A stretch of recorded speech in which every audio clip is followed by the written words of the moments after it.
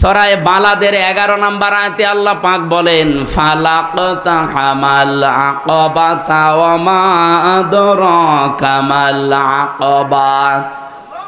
হে নবী, এই মানুষগুলো কিন্তু গিরিপথ পাড়ি দিতে রাজি না। এই আয়াতের আগে দেখবেন 10 নম্বর আয়াতে আল্লাহর ঘোষণা ছিল হাদাইনাহুন নাজদাইন, আমি ভালো আর মন্দ দুইটা রাস্তা তাদেরকে বলে দিয়েছি। তার একটা রাস্তা গিরিপথ বললেন কেন? আকাবা মানে কঠিন পথ, গিরিপথ। যমুনা সেতুর এদিক থেকে ওদিকে পার হওয়ার জন্য একটা বিরাট ব্রিজ পার হওয়া লাগে, 5.5 কিলো 6 কিলোমিটার। আপনাকে যদি সত্যি দুনিয়ার এই জীবন থেকে জান্নাতের ওই জায়গায় যেতে হয়, মাস্ট বি একটা গিরিপথ পাড়ি দেওয়া লাগবে। বিশাল একটা সাঁকো ব্রিজ, সেতু যাই বলেন, এটা পার হওয়া লাগবে, নয়তো আপনি আল্লাহর বানানো যে বাগান জান্নাত যেতে পারবেন না। এ পর্যন্ত বলে আল্লাহ শেষ করে দেননি। রব্বুল আলামিন বলেন, হে নবী, আপনি কি জানেন এই গিরিপথ কি? ওমা আদরাকা মাল আকাবা, এই যে গিরিপথ, কঠিন পথ, এটা কি জানেন আপনি? আপনি কোনোদিন শুনেছেন এই আকাবার কোনো সম্পর্কে কিছু? এই আকাবা পার না হলে আপনি জান্নাতে যেতে পারবেন না।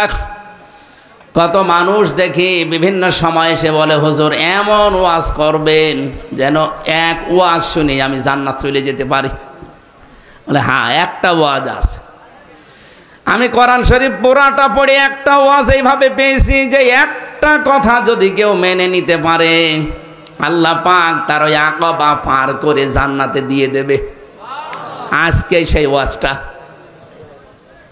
আমার আয়াতের শেষে তেলাওয়াত ছিল উলাইকা আসহাবুল মাইমানা, এরাই সৌভাগ্যশালী, এরাই ডানপন্থী, এরাই হচ্ছে জান্নাতি। এখন যে গিরিপথ পার হয়ে আপনি জান্নাত পর্যন্ত যাবেন, এই গিরিপথ পাড়ি দিতে হলে যে কর্মসূচিগুলো হাতে নেওয়া লাগে, বাংলাদেশে এখন 73টার উপরে দল কাজ করছে। সবাই শান্তি চায় দেশে। কয়টা?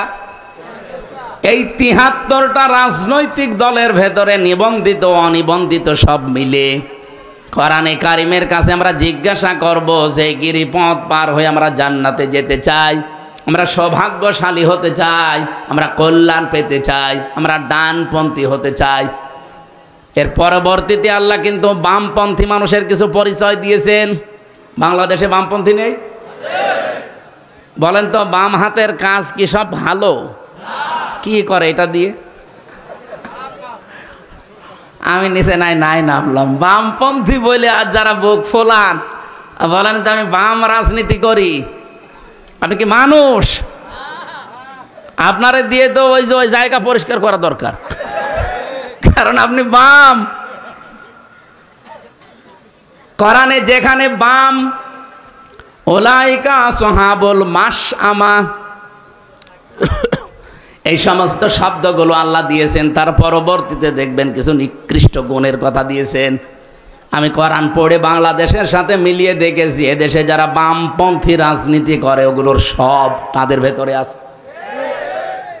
বামপন্থী যারা বাম হাতের কাজ আপনারা অবশ্যই দেখেন, ওদের অনেকগুলো চরিত্রের কথা আছে। 1 নম্বরে ওরা আন্দাজে কথা বলে বেশি। বামপন্থী রাজনীতি এদেশে আজ যারাই করছে দেখেন, কারো বিরুদ্ধে কথা বলতে গেলে সঠিক তথ্য নিয়ে আসে না, আন্দাজে বলে। ঢাকা বিশ্ববিদ্যালয়ে আমি নাম নিলাম না একজনের, কি যেন মোল্লা নাকি নামের শেষে আছে, এই ছেলেটার কথাবার্তা আমি শুনি মাঝে মাঝে। ও যা তথ্য দেয় বিভিন্ন দলের পক্ষে বিপক্ষে, সবগুলো মিথ্যা কথা। আমরা কোরআনে কারিমে সূরা আরাফ থেকে কিছু তেলাওয়াত কিন্তু আয়াত আজকে আমি আসার সময় পড়ছিলাম। হযরতে শুআয়ব আলাইহিস সালামের জামানায় তার উম্মতদেরকে আল্লাহ ধ্বংস করে দিয়েছিলেন 2টা কারণে। 1 নম্বরে তারা ওজনে কম বেশি করত, 2 নম্বরে তারা তর্ক করত মিথ্যা বিষয় নিয়ে। আজ বাংলাদেশের সবচাইতে বেশি এই 2টা গোনা হচ্ছে।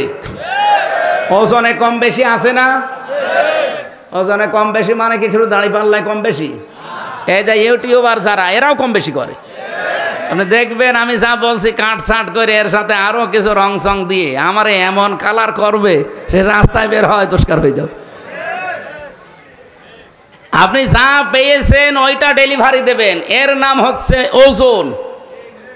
আজ প্রাইমারি থেকে বিশ্ববিদ্যালয় পর্যন্ত, হাফেজি মাদ্রাসা থেকে দাওরা পর্যন্ত যারা শিক্ষক আছে, ওনারা শিক্ষকতা করার আগে যে জ্ঞানগুলো নিয়েছে, এই জ্ঞানগুলো যারা আহরণ করে, অর্জন করে, এই জ্ঞানগুলোই যদি ক্লাসে ওইভাবে সঠিকভাবে দিতে পারে, তাহলে আর প্রাইভেট পড়া, কোচিং করা লাগে?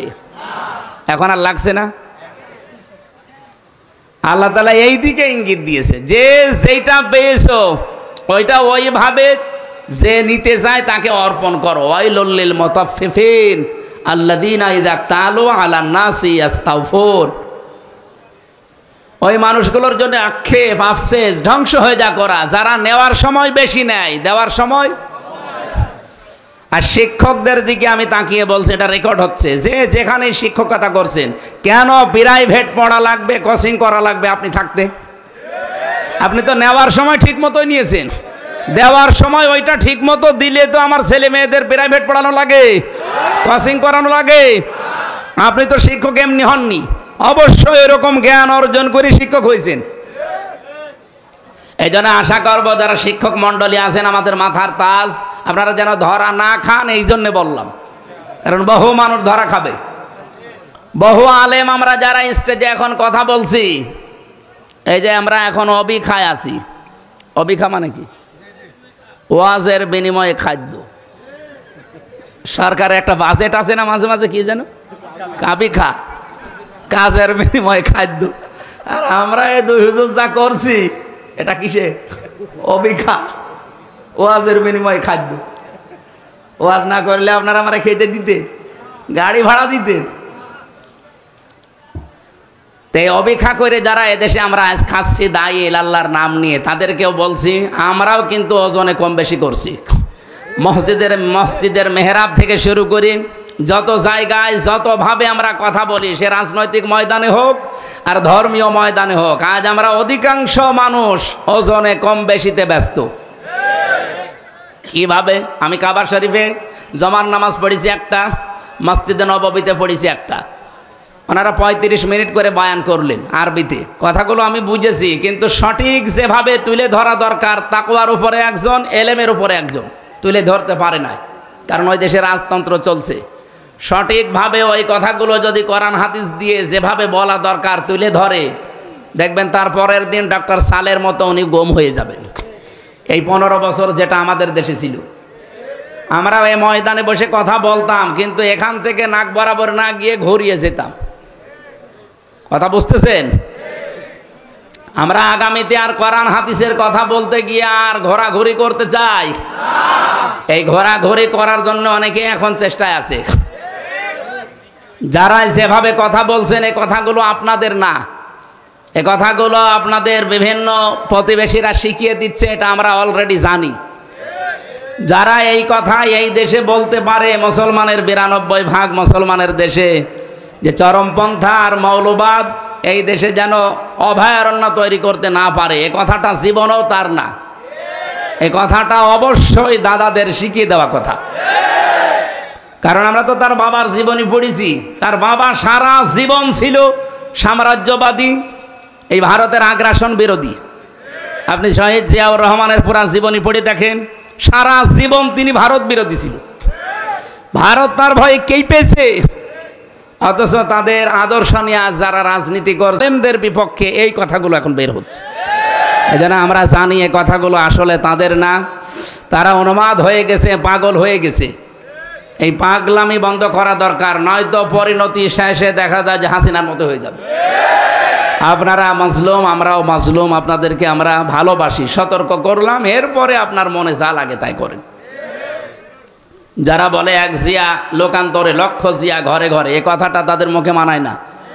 কারণ জিয়াউর রহমানের সারা জীবনী পড়েন, আমি নিজে পড়ে দেখেছি, কোনোদিন তিনি চাঁদাবাজি করেননি, পাথর দিয়ে মানুষ খুন করেননি। তাহলে আপনি করছেন, অবশ্যই আপনি জিয়ার রাজনীতি করেন না, অন্য কিছু আপনি ঢুকিয়েছেন। আরাফাতের ময়দানের পাশে মসজিদে নামিরা আছে, 16 সালে একবার দেখলাম ইমাম সাহেব খুতবা দিচ্ছে আরবিতে, আমাদের দেশের শহীদ রাষ্ট্রপতি জিয়াউর রহমানের নাম নিয়ে দোয়া করছিল। উনি ওখানে নিম গাছ লাগিয়েছে, যেটাকে এখন জিয়া গাছ বলা হয়। ওনার নামে প্রায় 1-1.5 মিনিট দোয়া করলো, শহীদ জিয়াউর রহমান এই নাম নিয়ে। কি গো, হঠাৎ আরবি বলতে বলতে বাংলা বলছে? বাংলা মানে এইটা, ওই আরবি নামটা বাংলা নাম আরবির ভেতরে উনি চালিয়েছে।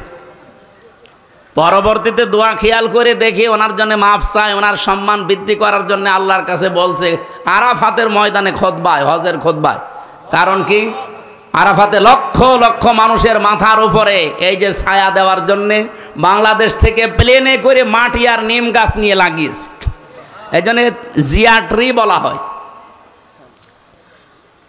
তো তারা মানুষের মাথার উপরে এই মরুভূমিতে যত রকমের উত্তাপ আছে, তাপ বন্ধ করার জন্য ছায়ার ব্যবস্থা করেছে, তাদের জন্য দোয়া হয়। আর আপনি তার নাম নিয়ে রাজনীতি করে, তার আদর্শের সৈনিক দাবি করে মানুষের মাথার ছায়া আরো কেড়ে নিচ্ছেন। ভোলার একটা ঘটনা আজকে পড়ে আমি অলরেডি কেঁদে ফেলেছি। একজনের কাছে চাঁদা চেয়েছে, দিতে চাইনি, শেষে তাকে ধরে বেঁধে রেখে 8-9 জন মিলে তার স্ত্রীকে অলরেডি ধর্ষণ করেছে। একটা কথা হলো,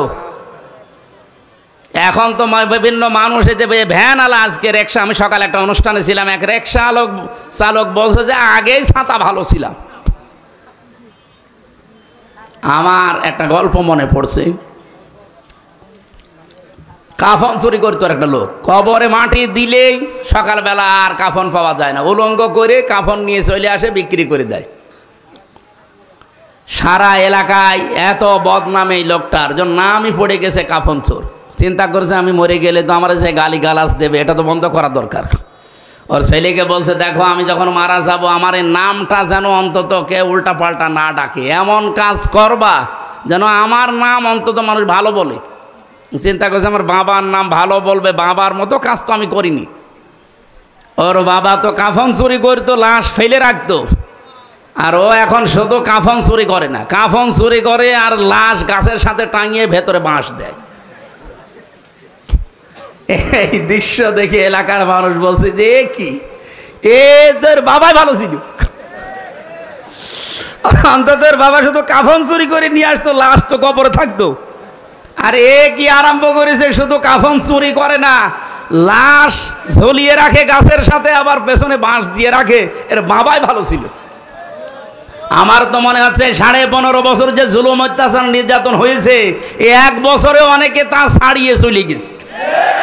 এই জন্য ভ্যান চালক এখন বলছে যে ছাতা আগেই ভালো ছিল। এ কথা যেন আর সামনে না বলতে পারে, এ বিষয়ে সতর্ক হওয়া দরকার না? বৃষ্টি খুব জোরে চলে আসলো নাকি?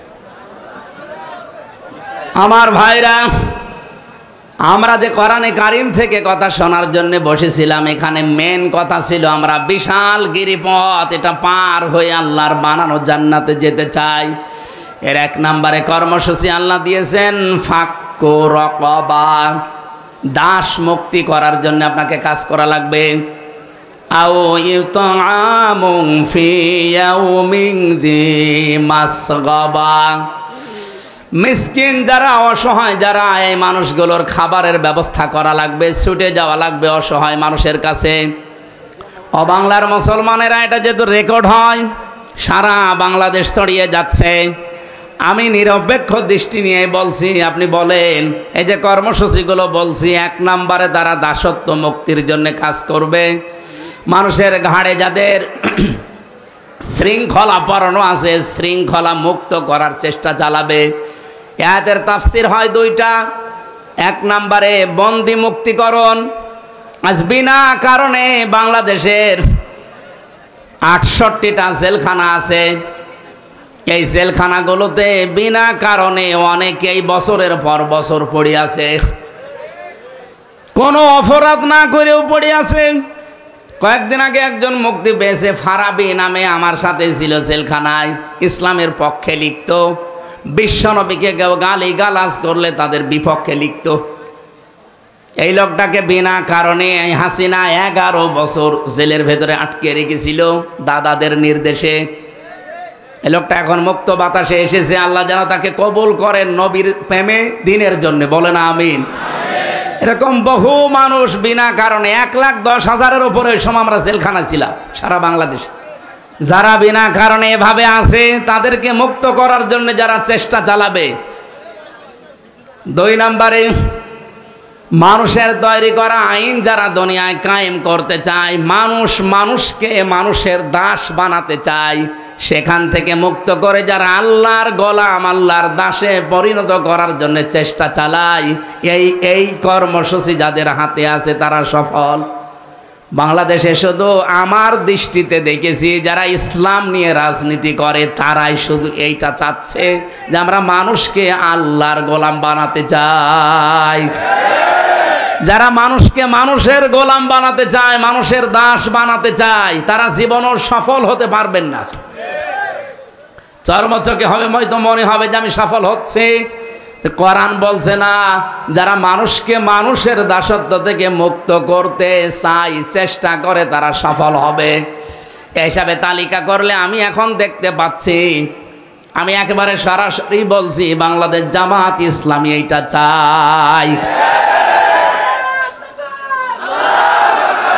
হাদিস পড়ছিলাম আজকে আসার সময়, হযরত ইবনে ওমর থেকে বর্ণিত, ফাত্তাবিউস সিয়াদাল আযম ইলা আখিরিল হাদিস, রাহু তিরমিজি।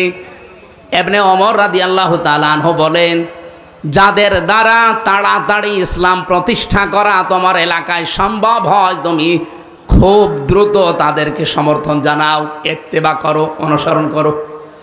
বাংলাদেশে 73টা দলের ভেতরে আপনি বলেন তো, এই মুহূর্তে দেশ ছেড়ে দিলে ইউনিয়ন থেকে সংসদ পর্যন্ত, আন্তর্জাতিক মহল পর্যন্ত চালাতে পারে এই দেশে যত দল আছে, আমার দৃষ্টিতে আমি দেখেছি জামাত ইসলামী। আপনার কাছে যাই মনে হোক, এটা আমি পেয়েছি। ইউনিয়ন থেকে আন্তর্জাতিক মহল পর্যন্ত প্রত্যেকটা জায়গা, হ্যাঁ অন্য অন্য দলও পারবে, কিন্তু এরা আমি নিজে মিশে দেখলাম যে পারছে এবং পারার কথা। যদিও এখনো পর্যন্ত এদের সবকিছু হাতের আয়ত্তে এখনো দেওয়া হয়নি, এখনো দিগন্ত টিভি খুলে দেওয়া হয়নি, এখনো ইসলামিক টিভি খুলে দেওয়া হয়নি। এই কথা বলেন না কেন?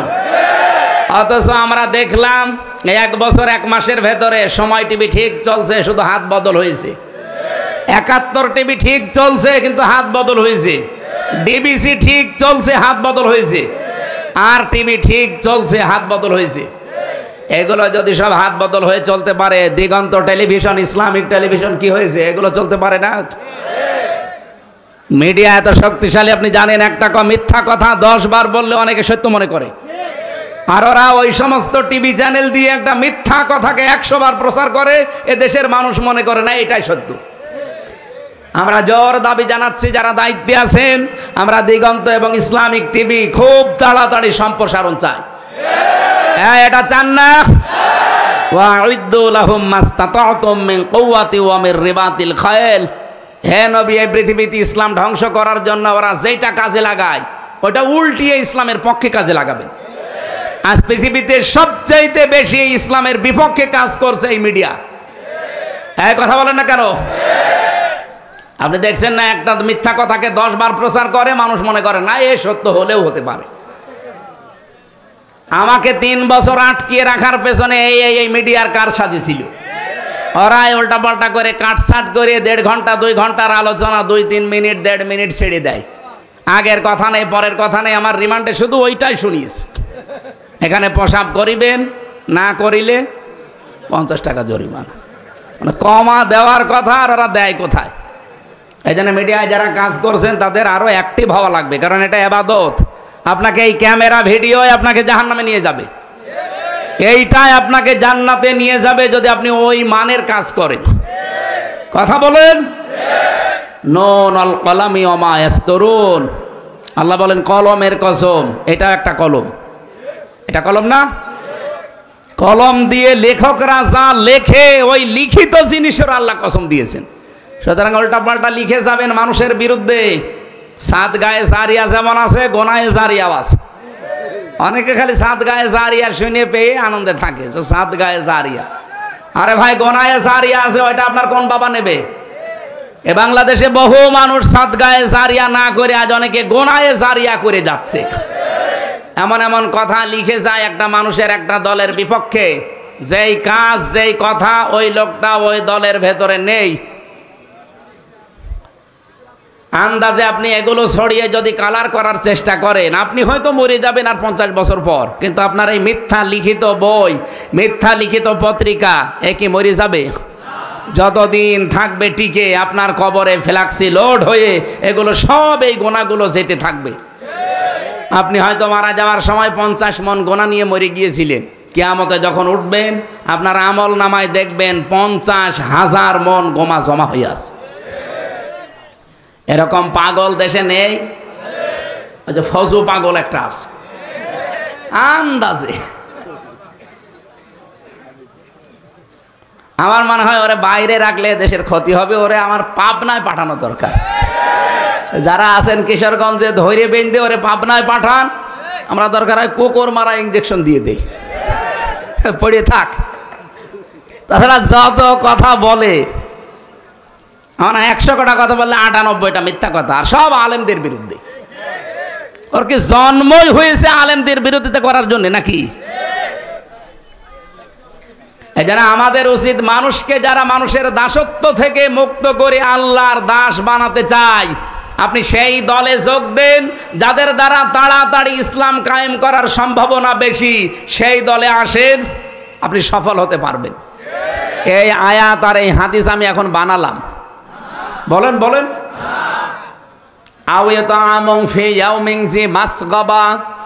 যারা এতিম মিসকিন অসহায়, যারা তাদের কাছে যারা এগিয়ে যায়, আজ 1 বছর 1 মাস এই দেশটা দ্বিতীয়বারের মতো আমরা যারা স্বাধীনতা বলছি, বলেন তো 1 বছর 1 মাসের ভেতরে সবচাইতে বেশি মানবতার কাছে এগিয়ে গেছে কোন দল? আপনি আন্দাজে না বলে নিরপেক্ষ দৃষ্টি দিয়ে বলেন। আমার কুষ্টিয়া জেলা দৌলতপুর থানায় ভাঙন আরম্ভ হয়েছে, বন্যা চলছে, কত দল তো কুষ্টিয়ায় আছে। শুধুমাত্র দেখলাম এই 3 দিনে বাংলাদেশ জামাত ইসলামী, যদিও তারা মুসলিম, যদিও তারা নিজেরাই অসহায়, 15-16 বছর তারা নিজেরাই অসহায়, এরপরও কয়েক ট্রাক মাল নিয়ে অলরেডি তারা বিতরণ করেছে। এলাকার মানুষ এখন খুশি। আমরা যদি ভালো কাজে এভাবে প্রতিযোগিতা করতে পারতাম, আর যত দল কুষ্টিয়াতে আছে প্রত্যেকেই যদি এই ট্রাক মাল নিয়ে গিয়েছে, তো কুষ্টিয়ার মতো যত জেলায় বন্যা হচ্ছে সবগুলো উত্তরণ করা সম্ভব হতো। এই কাছে নেই। আমি জামাত ইসলামীতে এসেছি জেলখানা থেকে আসার পর। এর আগে আমি অ্যাক্টিভ ছিলাম না শিবিরে, জামাতে, কোনো দলে না। ওই যে অভিখা ওয়াজ করে খেতাম। এখানে আসার পরে আমি অ্যাক্টিভভাবে মিশে কাজ করে দেখতে পাচ্ছি জামাত কর্মী মানেই সমাজকর্মী। এদের আসল কাজ এইটা, যে সমাজে উন্নয়নমূলক কাজে আপনি আগে অংশগ্রহণ করেন। এই জন্য আহ্বান জানাচ্ছি, এদের চরিত্রটা আপনিও নেন, আপনাকেও মানুষ ভালোবাসবে। মানুষকে জোর করে কিছু হয় না, তার প্রমাণ হাসিনা। এত জোর করেছিল, 3টা বছর আমার যোগাযোগ বিচ্ছিন্ন রেখে, শুধু বউ থেকে, ছেলে মেয়ে থেকে না, মা বাপ থেকে না, দুনিয়া থেকে বিচ্ছিন্ন করে রেখেছিল মাটির নিচে। কি করতে পেরেছে? এই গাজীপুরে ছিলাম প্রায় 3 বছর। কি করতে পেরেছে শেষ পর্যন্ত, সেটাকে ওরা বেশি ঘৃণা করে, সেই দলে এখন আমি আরো অ্যাক্টিভ হয়ে গেছি। আমার এই জামাত ইসলামে অ্যাক্টিভ হওয়ার জন্য হাসিনা দায়ী। ও যদি ছেলে এইভাবে কষ্ট না দিত, আমার মনে হয় আমি এভাবে আসতাম না। আগে যে ছিলাম অভিখা করে খেতাম। তা আমার এখানে অ্যাক্টিভ করার জন্য আপনি দায়ী। আপনি দিল্লি বসে বসে এখন সুবহানাল্লাহ পড়ে। যাক, ভালো আপনার জন্য যে অন্তত আমি অ্যাক্টিভভাবে একামতে দিনের দায়িত্ব পালন করার জন্য একজন হতে পেরেছি, আপনাকে এই জন্য ধন্যবাদ। আপনার কারণে বহু মানুষ এরকম অ্যাক্টিভভাবে এসেছে। আমরা 76 জন আলেম এক জায়গায় ছিলাম, মাওলানা মামুনুল হক ভাইসহ। আমি তার নামটা আসলেই দোয়া করে নেই, কারণ এই 3 বছরে অনেক অবদান তার আমার উপরে আছে। জেলখানায় খাবার খাওয়া যায় না। এই যে গাজীপুর জেলা কি গরিব? কাশিমপুরে, গাজীপুরের ভেতরে না, কি খাবার দেন আপনারা? মাওলানা মামুনুল হক হাফিজাহুল্লাহ, আল্লাহরে বান্দা, 3 বছর আমার সাথে এক ঘরে ছিল, পাশাপাশি রুমে। আমরা মানে প্রতিদিন সকালে আর দুপুরের খাবার আমরা একসাথে খেতাম। খাবারটা গরম করতে পারতেন ওনার কাছে। এটা যদি না থাকতো আমার শরীর যা আছে আমার মনে হয় আমি আরও দুর্বল হয়ে যেতাম। ওনার কাছে আমি এই জন্য ঋণী, আল্লাহ যেন তার সর্বোচ্চ মাকাম দুনিয়া আখেরাতে দান করেন, আমিন। সম্মানিত ভাইরা, আমি যেটা বোঝাতে চাচ্ছিলাম, জামাত কর্মী যারা আছে তারা যেমন সমাজকর্মী, তারা চাঁদাবাজি করে না, তারা আজ লুণ্ঠন করে না, তারা মানুষের মাথায় লাঠি দেয় না। একটাই কারণে, আমি যতটুকু দেখলাম এই 1 বছর 1 মাসে জামাতে যত মানুষ আছে কেউ বসে খায় না, প্রত্যেকটি মানুষ কাজ করে খায়। সে যদি ভ্যান চালকও হয়, কেউ বসে খায় না। আপনি দেখেন প্রত্যেকের কোনো না কোনো কাজ আছে। আর ওই কাজ থেকে 1 মাসে যদি 5,000 টাকা উপায় হয়, সেখান থেকে অন্তত 5% হলে যেই কয় টাকা হয় সেই কয় টাকা নিয়ে ইচ্ছায় সে জমা দেয়। এই জন্য এই দলটা চালাতে কোনো বেগ পেতে হয় না। আর অন্যান্য দলের দ্বারা এইভাবে দেওয়ার কোনো নিয়ম নেই। যদি 5,000 পায়, আরও 10,000 বাম হাতের ইনকাম করে। এই জন্য আহ্বান জানাচ্ছি, আমি নিজে বুঝেছি, এদেরকে দেখলাম এরা ফাক্কু রকাবা করতে চায়, এরা দাসত্ব মুক্ত করতে চায় মানুষকে, মানুষের দাস থেকে আল্লাহর দাস বানাতে চায়। এরা মানুষের দুয়ারে দুয়ারে খাবার পৌঁছিয়ে দিচ্ছে। আমিরে জামাত সুস্থ ছিল যখন, দেখেননি এত পর্যন্ত পানির ভেতরে নেমে মাথায় ঝুড়ি নিয়ে ফেনীতে, রংপুরে, সেই সুনামগঞ্জে উনি এগিয়ে চলে যাচ্ছে। 64 বছরের একজন বৃদ্ধ যুবক। কোন দলের মানুষকে তো আমি এইভাবে অ্যাক্টিভ হতে দেখলাম না, কারণ তারা এই আয়াত পড়েছে, আয়াতের শিক্ষা নেয়নি। 3 নম্বরে আপনাদের গুণাগুণ অর্জন করা লাগবে, ইয়াতীমান যা মাকরাবা। এখানে শব্দের দিকে খেয়াল করেছেন, ইয়াতীমান যা মাকরাবা, নিকট আত্মীয়র ভেতরে যারা ইয়েতিম, অসহায়, এই মানুষগুলোর দায়িত্ব নেওয়া লাগবে, খোঁজ খবর নেওয়া লাগবে। আমরা অনেকেই চাই মন থেকে, এটা বললে যদিও মা বোনেরা আমাকে খারাপ বলে, আমি তাও বলছি, অধিকাংশ পরিবারে আজ আমরা আমাদের নিজের নিকট আত্মীয় যারা যারা একটু দুর্বল অসহায়, তাদের হকগুলো আদায় করতে পারি না, শুধু আমার বউর কারণে। আমার বউ না, অন্যের বউ। আমারটা বলে আমি মায়ের খাবো, এটা রেকর্ড হচ্ছে। সম্মানিত মা বোনেরা, আপনারা যেখানে যেখানে বসে আছেন, রেকর্ড শুনতেছেন, কি করবেন আপনি? নাই 200 বছর হায়াত পেলেন, আপনার স্বামীর যে সম্পদ হচ্ছে আরও 10 গুণ বৃদ্ধি হইল। আপনি আরামে খেলেন, সন্তান জন্ম দিলেন, পেশাব পায়খানা করে শেষ করে কবরে চলে গেলেন, কি হবে বলেন? খাদিজাতুল কুবরা রাদিয়াল্লাহু তাআলা আনহা, উনি নবীজি নবুয়ত পেয়ে যখন আসলেন, যে 5টা সার্টিফিকেট দিয়েছিলেন, আপনি দিতে পারেন না। আপনি দিতে পারেন না কারণ আপনার কারণেই যে স্বামীগুলো আমরা আছি এই কাজগুলো করতে পারি না। খাদিজাতুল কুবরা ওই সময় বলেছিলেন, আবুল কাসেম, কাল্লা ওয়াল্লাহি লা ইয়াখজিকাল্লাহু আবাদান ইন্নাকা লা তাসিলুর রহিমা। হে আবুল কাসেম, কখনোই কোন জিন ভূত পরি আপনাকে ভয় দেখাতে পারে না, কারণ আপনি নিকট আত্মীয় যারা, রক্তের সম্পর্ক যারা, তাদের সাথে সম্পর্ক ঠিক রাখেন। তাহলে মানুষের ভেতরে ভয় দূর করার জন্য, আজ অনেকে জিনের ভয়, ভূতের ভয় পায়, এ ভয় দূর করার জন্য মাস্ট বি নিকট আত্মীয় স্বজনের খোঁজ খবর রাখা লাগবে। হাদিস হচ্ছে, নবীজি বলেন, কোন স্ত্রী যদি চায় যে আমার স্বামী আরো বেশি দিন বেঁচে থাক, আমার স্বামীর হায়াত, সম্পদ, ইজ্জত, দুনিয়ার মর্যাদা আরো বেড়ে যাক, ওই স্ত্রীর উচিত তার স্বামীকে যেন মাঝে মাঝেই বলে, স্বামী যা করো অন্তত নিকট আত্মীয় স্বজন, রক্তের সম্পর্ক সাথে সাথে সাথে আছে, এগুলো আরো দৃঢ় করো। আপনি নিজের মন থেকে বলেন তো, এরকম স্ত্রী এখন কম না বেশি? কম। অধিকাংশ স্ত্রী চায় না আমি আমার ভাইয়ের হকগুলো আদায় করি, আমার বোনের হকগুলো আদায় করি, আমার ফুফু, আমার চাচা, এগুলোর হক আমি আদায় করি, পুঙ্খানুপুঙ্খানু ওরা চাই না। আপনার সাহায্য না পেলে এগুলো আমি 100 ভাগ পারবো না। শেষে দেখা যাচ্ছে আস্তে আস্তে আমি মানসিক রোগী হয়ে যাব। আজ বহু মানুষকে দেখি তার স্ত্রীকে বাদ দিয়ে দেয় শুধু এই একটা মাত্র কারণে। স্ত্রী নিজের দিকে খুব ভালোই টানে, নিজের মা বাবা, নিজের ভাই, নিজের বোন, ওইগুলো আসলে স্বামীকে দিয়ে পাগল হয়ে যায়। আর স্বামীর পক্ষ থেকে কেউ আসলে ওর মনই পাওয়া যায় না। এরকম বউ আছে কার? হাত তোলেন তো, তোলেন।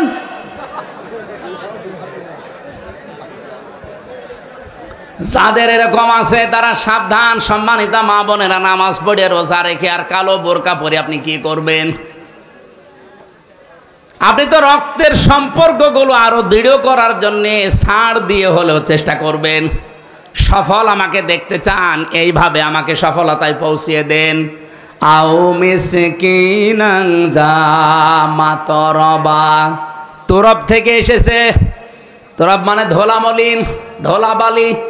যারা ধোলা মলিন পথে ঘাটে, স্টেশনে, বাস স্ট্যান্ডে, রাস্তাঘাটে যারা ধোলা মলিন অবস্থায় থাকে, এই মানুষগুলোর যারা ছিন্ন বিচ্ছিন্ন, যারা ছিন্নমূল বলা হয়, এদের কাছে যারা এগিয়ে যায়, এদের মাথায় অন্তত একটু হাত বুলিয়ে দেয়, শান্তির পরশ পেয়ে এই মানুষগুলো একটা তৃপ্তির হাসি দেয়। নবীজি জানিয়েছেন, একটা এতিমের মুখের এই তৃপ্তির হাসি আল্লাহর আরশ পর্যন্ত তোমার উপরে খুশি হয়ে যায়। আপনি 20 তলা বিল্ডিং বানিয়েছেন, সেই রকম বিউটিফাই করে জাঁকজমক বর্ণ একবারে একত পাথর দিয়ে, বিভিন্ন মার্বেল পাথর নিয়ে এসে কাবায় যে পাথর সাজানো আছে ওই পাথর দিয়ে আপনি বানিয়েছেন। এই 20 তলা বিল্ডিং এর মূল্য আল্লাহর কাছে যত না বেশি, একটা ছিন্নমূল ধলাবালি মলিন অবস্থায় যারা বিভিন্ন জায়গায় আছে, এরকম অসহায় মানুষের পাশে যদি কেউ ছুটে যায় আর তাকে যদি হাসি দেখতে পাওয়ার জন্য চেষ্টা চালায়, ওই লোকটার প্রতি আল্লাহর আরশ পর্যন্ত খুশি হয়ে যায়। বলেন তো, এই কর্মসূচিটা বাংলাদেশে 73টা দল আজ কাজ করছে। আমি তো নিজে দেখতে পাচ্ছি কারা নিয়েছে। যারা নিয়েছে কান খাড়া করে শোনেন, কোরআন হাতে নিয়ে বলছি আপনারা সফল হবেন। আল্লাহর কসম আপনারা সফল হবেন, যারা মানুষকে ধোলা মলিন এই অসহায় ছিন্নমূল মানুষের কাছে আজ এগিয়ে যাচ্ছেন। কমিশন বানাতে দিয়েছিল সরকার নারীদেরকে।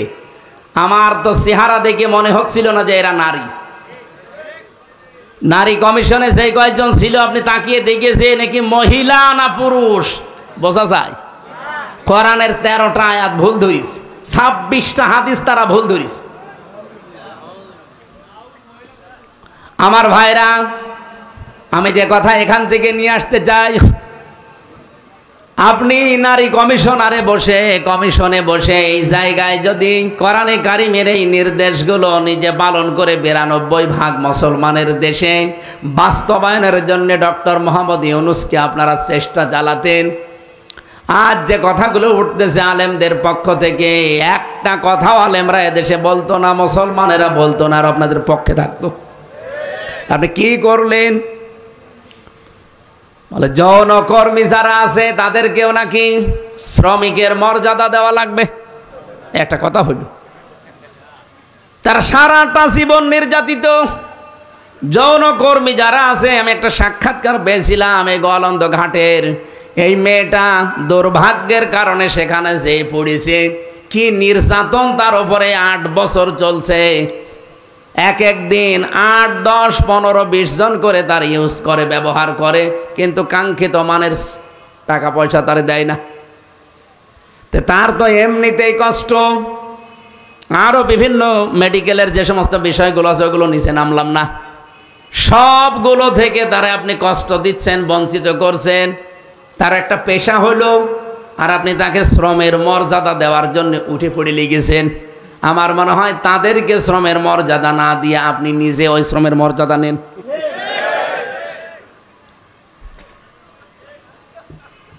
আমি আর বাকিটা বললাম না, যতগুলো পয়েন্ট আমি 318 পৃষ্ঠা পুরাটা পড়েছিলাম, প্রত্যেকটা লাইনে মনে হচ্ছে সব ইসলামের বিরুদ্ধে।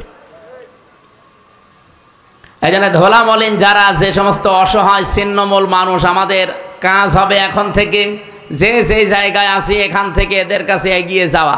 সুম্মা কানা মিনাল্লাযীনা আমানু ওয়া তাওয়াসাউ বিস-সাবরি ওয়া তাওয়াসাউ বিল মারহামা। এরপরে যারা ঈমান আনতে পারে, ঈমানের যে 4টা শর্ত আছে এগুলো মেনে যারা ঈমান আনে, আর যারা সবর, ধৈর্য এগুলো নিজেরা ধরে এবং উপদেশ দেয়। বাংলাদেশে এখন যে অবস্থা চলছে আপনারা খোঁজ খবর রাখেন কিনা আমি জানি না। আমার এই ছোট্ট মাথার ভেতরে যতগুলো তথ্য আসতেছে, খুব গভীর ষড়যন্ত্রে আমরা এখন কিন্তু আছি, বিশেষ করে আমাদের এই দাদাদের দ্বারা।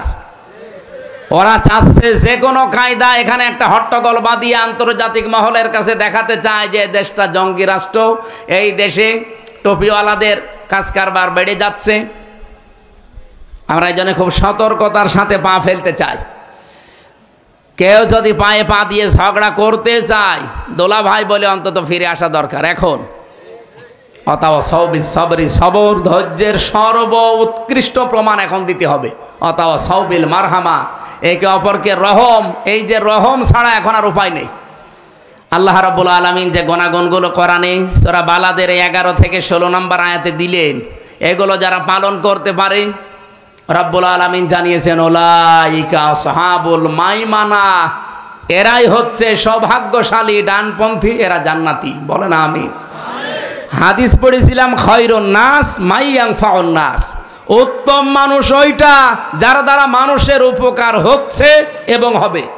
নবীজি ইয়াংফাউ দিয়েছেন, এটা মজারে, বর্তমান ভবিষ্যৎ, প্রেজেন্ট ফিউচার। আল্লাহর নবী কিন্তু খয়রুন নাস মাইয়ানফাউল মুসলিমিন দেননি, যে মুসলমানের যারা উপকার করছে করবে তারা উত্তম মানুষ আল্লাহর কাছে না। নাস আছে, হিন্দু বৌদ্ধ খ্রিস্টান মুসলমান যেই হোক, মানুষ যারা তাদের উপকার করবেন, তাদেরকে নিরাপত্তায় থাকার ব্যবস্থা করবেন, আপনি আল্লাহর কাছে উত্তম মানুষ। কালকে রাত 11টার দিকে আমার ঘরে একজন হিন্দু এসেছিল। আমি মনে করলাম যে মুসলমান হওয়ার জন্য এসেছে, না, এসে আমার একটা ভিডিও দেখাচ্ছে। কি ভাই নাম জিজ্ঞাসা করলাম, বলছে বিনোদ কুমার আগরওয়ালা, অনেক ধনী মানুষ কুষ্টিয়াতে। তো কি জন্য এসেছেন? ওর নাম শুনে আমি এবার বুঝলাম যে ও আমার ধর্মের না, অন্য ধর্মের। আমার বলছে হুজুর আমি মুসলমান হওয়ার জন্য আসিনি, আমি একটা ভিডিও দেখাতে চাই। সেদিন যে হিন্দু বৌদ্ধ খ্রিস্টান এদের সাথে একটা আলোচনা ছিল, সেখানে বলেছিলাম যে ইসলাম যদি দেশে আসে তাহলে আমরা যেভাবে নিরাপত্তায় আছি, নিরাপদে আছি, ওনারা অনেকগুলো কথা আমাকে শোনালো যে আমরা এই ঝামেলায় আছে এই 15 বছরে সংখ্যালঘু হওয়ার কারণে। অভয় দিয়েছিলাম যদি ইসলাম দেশে আসে একবার, শুধু আমরা যেভাবে নিরাপত্তায় আছি আমাদের চাইতে কমপক্ষে 10 গুণ বেশি নিরাপত্তায় থাকবেন। আমির জামাত ঘোষণা দেয়নি দেশে মসজিদ যদি পাহারা দেওয়া না লাগে, মন্দিরও পাহারা দেওয়া লাগবে না? বলেন বলেন।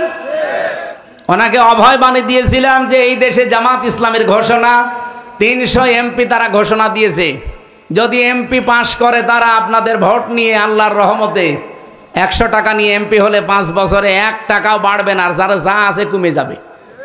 ওনার নাকি এই কথাটা খুব বেশি ভালো লেগেছে, আমার ভিডিও দেখাচ্ছে। আমার ভিডিও না দেখে আপনি একটু মুসলমান হলে ভালো হয় না? তা আমরা শুধু মুখে বলা আমিরে জামাতের ঘোষণা শেষ করেই না, আমরা এটা কাজে দেখাতে চাই। আর দেশে আমি সারা বাংলাদেশ তো ঘুরছি, আমি দেখতে পাচ্ছি যে জোয়ার এবার উঠেছে। আমার মনে হয় এই জোয়ারে এবার ইসলামকে সংসদ পর্যন্ত নিয়ে যেতে পারে। আর একবার যদি নিয়ে যায় না, কিয়ামত পর্যন্ত ইসলামের হাত থেকে দেশ আর কেউ নিতে পারবে না, সে যত বড় ষড়যন্ত্র করুক না কেন। দল মত নির্বিশেষে ইসলাম যারা মানে, আগে একটা কথা ছিল যে 2 জন ইংরেজি শিক্ষিত মানুষ এক জায়গায় থাকতে পারলে টুপিওয়ালা 2 জন এক জায়গায় থাকতে পারে না, কিন্তু এটা ভুল প্রমাণ হয়েছে।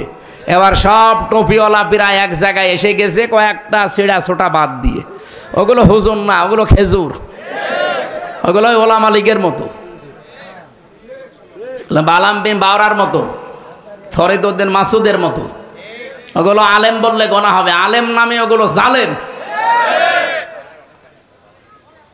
এই জন্যে দেখতেছি এখন সব যেহেতু এক হয়ে গেছে অলরেডি। মাওলানা মামুনুল হক মাঝে মাঝে খাবার খাওয়ার সময় আমারে বলতো, হামজা কি ভাবতাম বাইরে, আরে ভেতরে এসে কি দেখছি।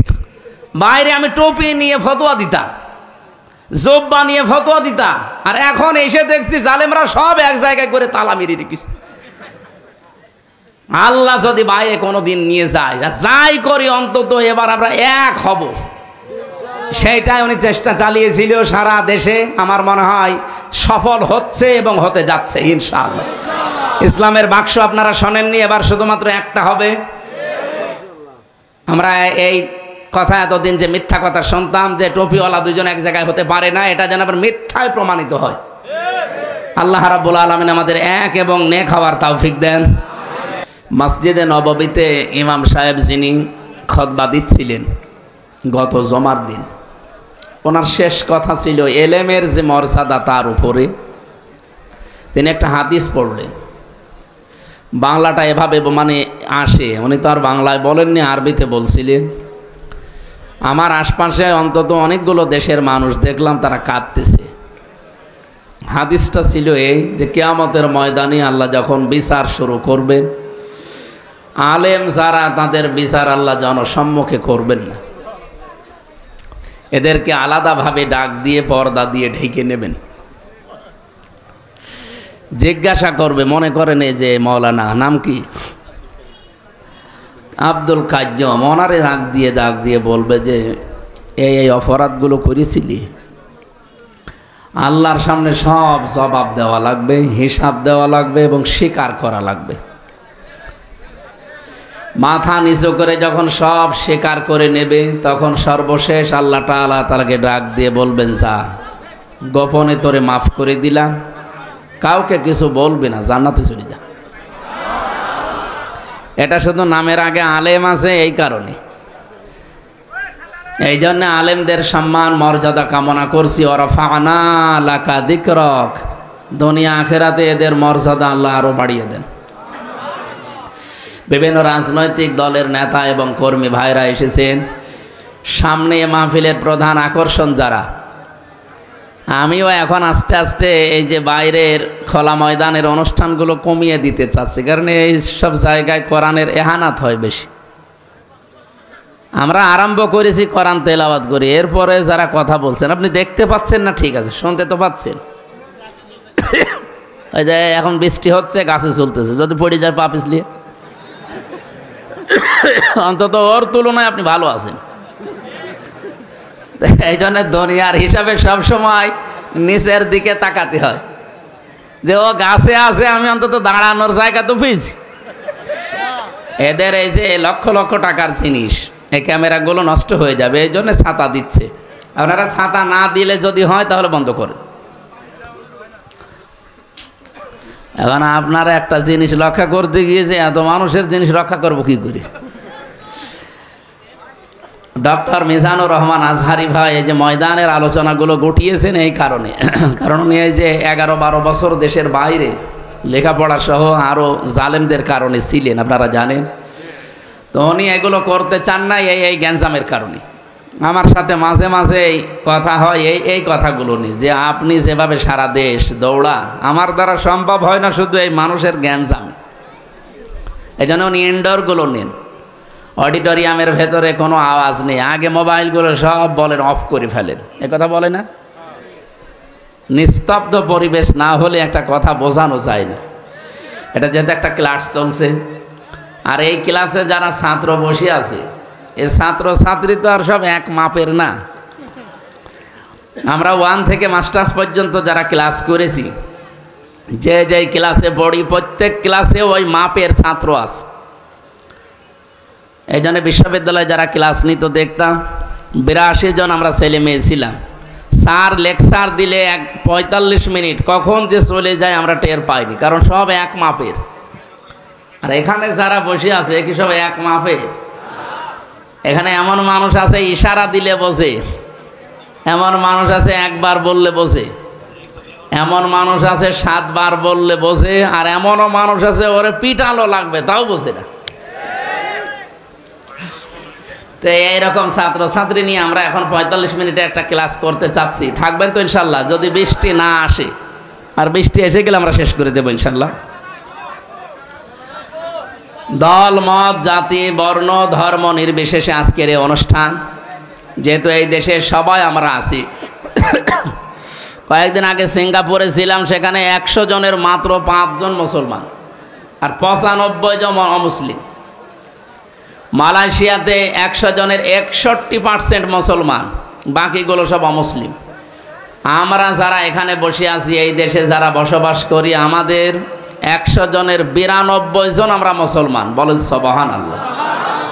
অন্যান্য জাতির ভাইরা যারা আছেন তাদেরকে কোরআনে কারিম শোনার জন্যে, বোঝার জন্যে, এর কাছে আসার জন্যে আহ্বান জানাচ্ছি। কয়েকদিন আগে যশোরের কলেজের এক অধ্যাপক, উনি বিসিএস ক্যাডার, হিন্দু বেটা ওনা হিন্দু ভদ্রলোক, উনি এসে মানে মুসলমান হবে না কিন্তু কোরআন শরীফ জানতে চায়। আমি বললাম যে স্যার আপনার মুসলমান হওয়ার দরকার নেই, আপনি শুধু কোরআন শরীফ আমাদের ধর্মীয় গ্রন্থ একটু বুঝে বুঝে পড়বেন। আপনি 2-3 মাস সময় নেন, 2-3-4 মাস যত সময় লাগে একটু বুঝে বুঝে পড়বেন। আপনি যদি আরবি না পড়েন, বাংলায় পড়েন, ইংরেজিতে পড়েন, যে ভাষায় পারেন একটু বুঝে পড়বেন। মুসলমান হওয়ার আপনার আগে আমার দরকার নেই। উনি 3 মাস পরে দেখি নিজের থেকে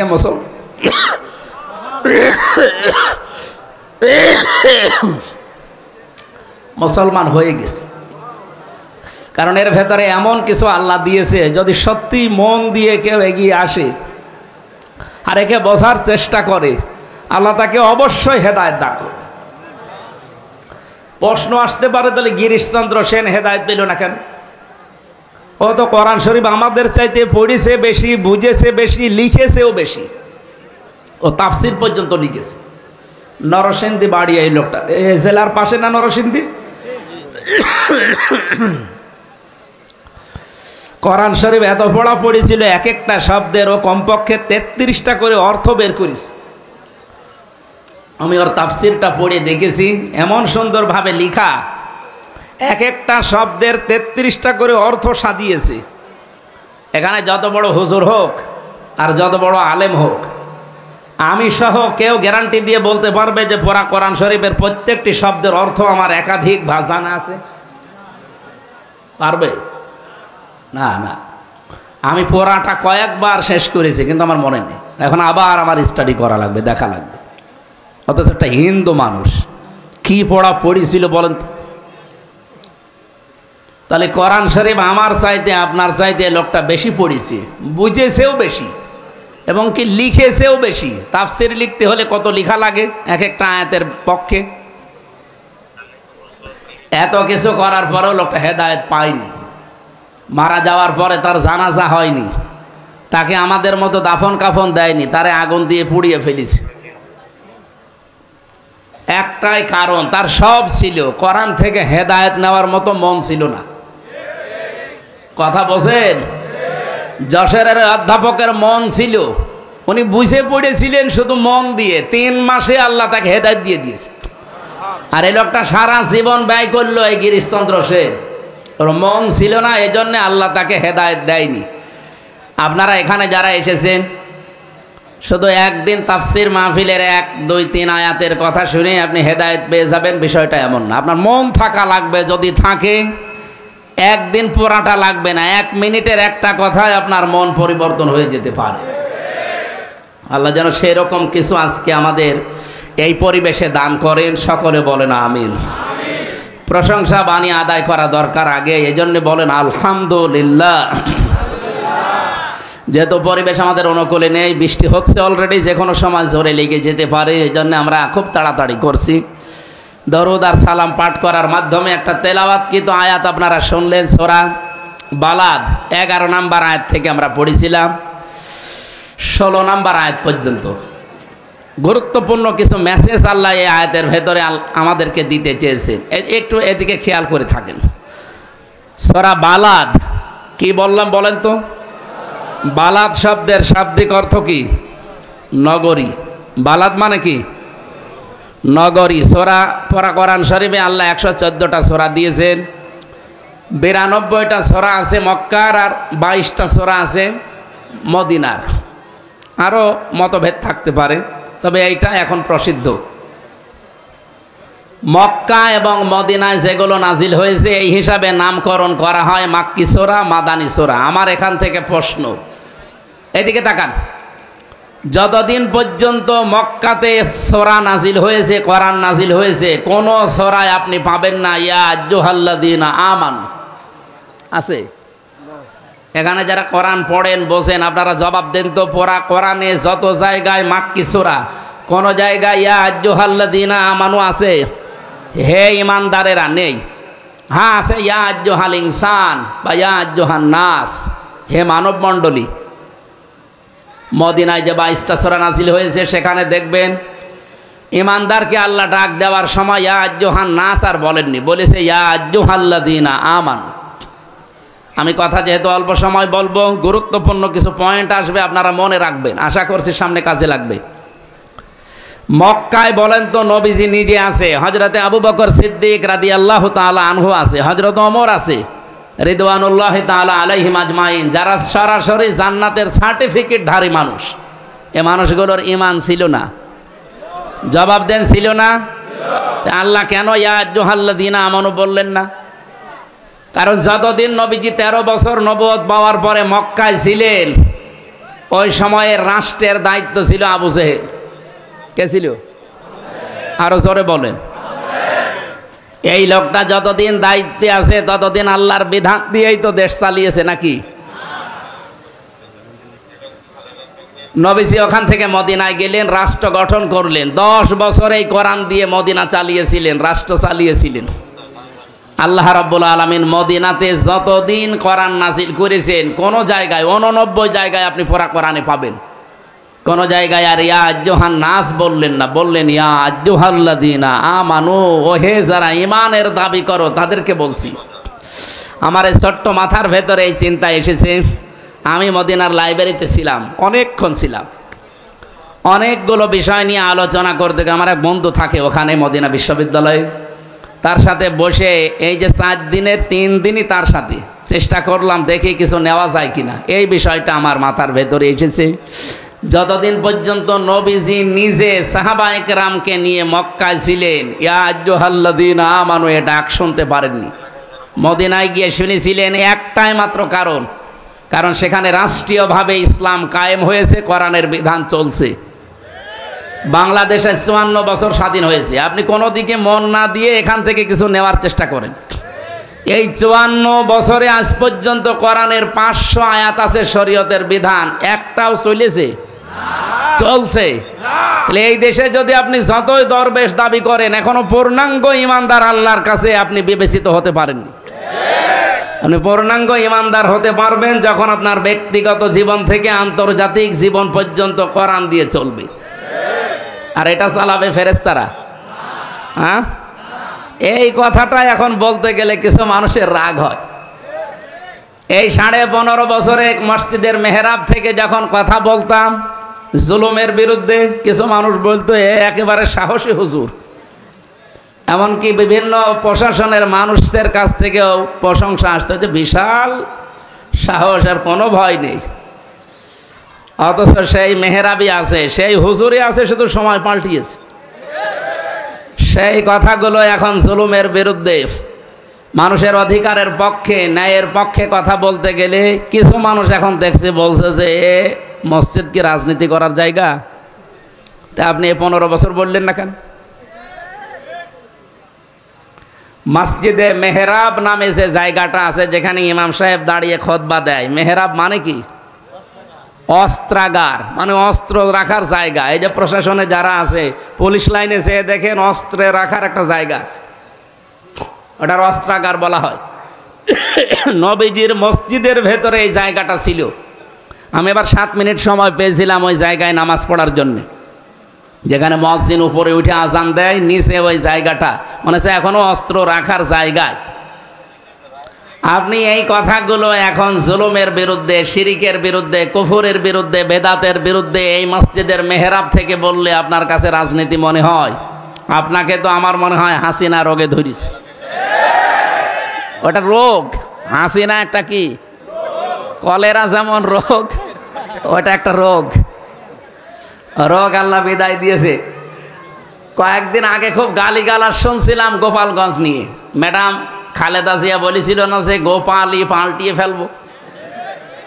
আমারে সাংবাদিক বলছে যে আপনি কি চান? আমি বললাম যত গালিগালাজ হচ্ছে, অন্তত এই গালিগালাজ থেকে ওই জেলাকে বাঁচাতে হলে জেলাটা বিভিন্ন জেলায় ভাগ করে দিন। ওদিকে নড়াইল আছে, এদিকে ফরিদপুর আছে, মাদারীপুর আছে, ওখানে মধ্যে 3টা আসন, খুব বড় জেলা না, এত গালিগালাজ না খেয়ে 3 আসন 3 জেলায় ভাগ করে দিন, তাহলে আর কেউ গালিও দেবে না, কারণ জেলায় নেই। এই শুনে আপনি ম্যাডাম খালেদা জিয়ার উপরে রাগ করেন না, আমার উপরে রাগ করেন কেন? আমি তো তাও বলেছি ভাগ করে দিতে, আর উনি তো বলেছে পাল্টিয়ে ফেলবো।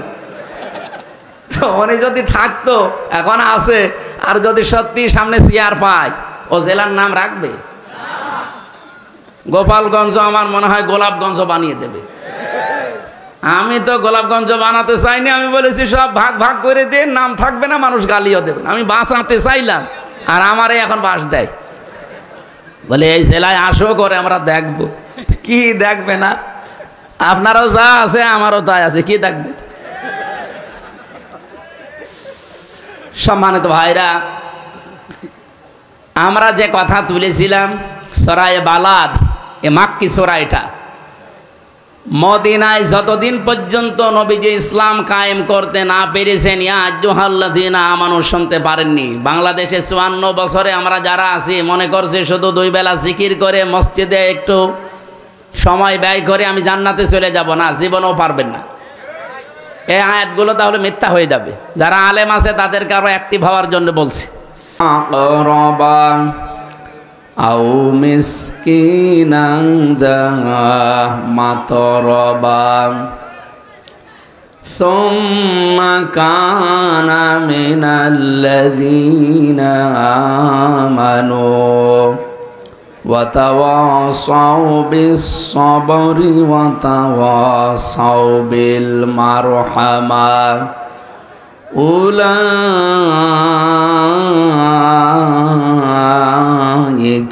আসহাবুল মাইমানা সাদাকতা ইয়া রাব্বানা।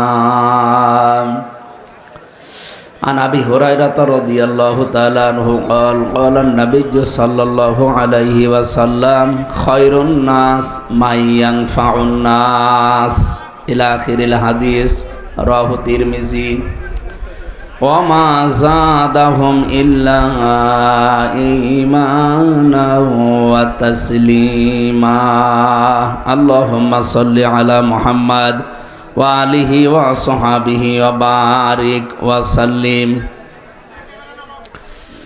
আলহামদুলিল্লাহ,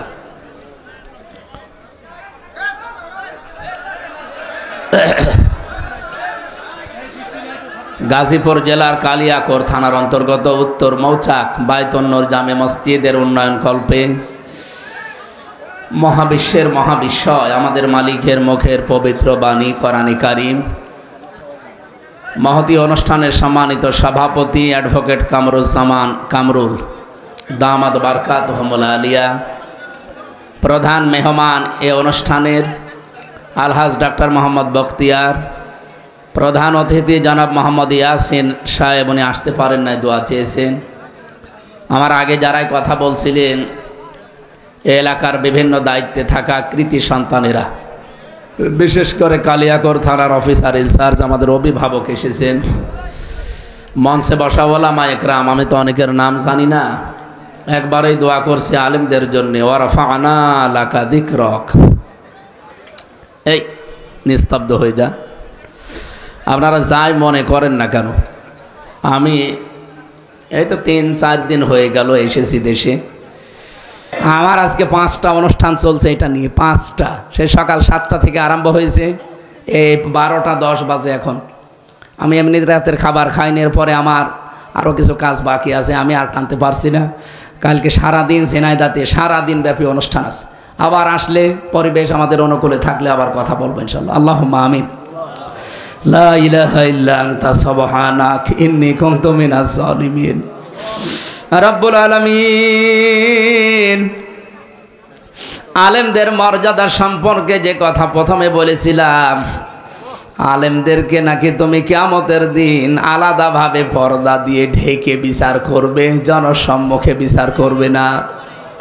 আজ আমরা যারা এখানে আলেম বসে আছি, আমাদের এলেমের যে হক আমরা আজ অনেকে আদায় করতে পারি না, কিয়ামতের দিন আমাদের অপমানের কাতারে দাঁড় করিও না। গোপনে আল্লাহ চাদর দিয়ে ঢেকে গোপনেই তুমি আমাদেরকে তোমার গাফফার নামের খাতিরে মাফ করে দিও। আজকের এই বিশাল আয়োজনে যারা শ্রম দিয়েছে, টাকা দিয়েছে, সময় দিয়েছে, যে যেইভাবে কোরআন শুনতে এগিয়ে এসেছে এই বৃষ্টির ভেতরে, এই বৃষ্টিমুখর দিনেও যাদেরকে আটকাতে পারে নাই, এদেরকে জান্নাতের জন্য কবুল করে নাও। আমার কণ্ঠটা তুমি কোরআনের জন্য ভিক্ষা দাও। আমাকে তুমি এমন এলেম দাও, এমন প্রচার মাধ্যম আমাকে দান করো, সহজ সরল ভাষায় মানুষের কাছে কথা বলতে পারি, সেই তৌফিক ভিক্ষা দাও রব্বুল আলামিন। মেয়েরা যারা বসে আছে পর্দার আড়ালে, এদেরকে খাদিজার মতো, আয়েশার মতো বানিয়ে দাও। শয়তানের খপ্পর থেকে এদেরকে বাঁচাও। বড় আশা নিয়ে হাত